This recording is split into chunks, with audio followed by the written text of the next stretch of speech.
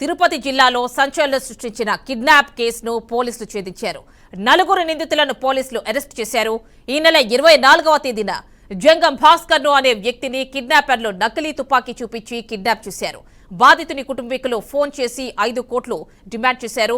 అంత మొత్తం కుదరకపోవడంతో 1.5 కోటి ఇవ్వాలని లేదంటే చంపుతామని బెదిరించగా బాధితుని కుటుంబీకులు పోలీసులను ఆశ్రయించారు. పోలీసులు చాకచక్యంగా వ్యవహరించి కిడ్నాపర్లను అదుపులోకి తీసుకొని కిడ్నాప్ కి గురైన వ్యక్తిని రక్షించారు.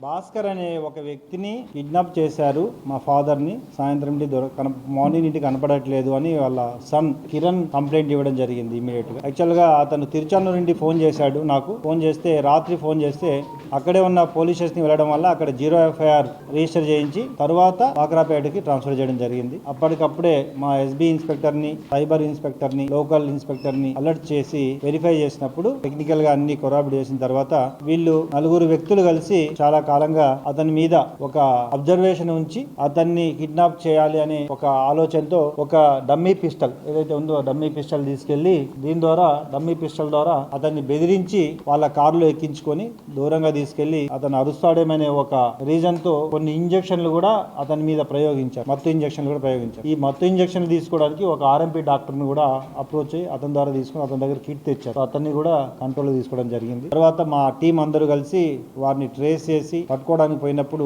వాళ్ళు ఈవెన్ ఆ పోలీస్ జీపును కూడా కాదని పోలీస్ జీప్ తగిలించి వాళ్ళ వెహికల్ తగిలించి పారిపోతుండగా మళ్ళీ సరౌండ్ చేసి చాలా కష్టపడి వీళ్ళందరినీ అతన్ని సేవ్ చేస్తూ పట్టుకోవడం జరిగింది. అందులో 3 దొరికారు. ఇంకొకరు మన చిన్నగుట్కలు మండలం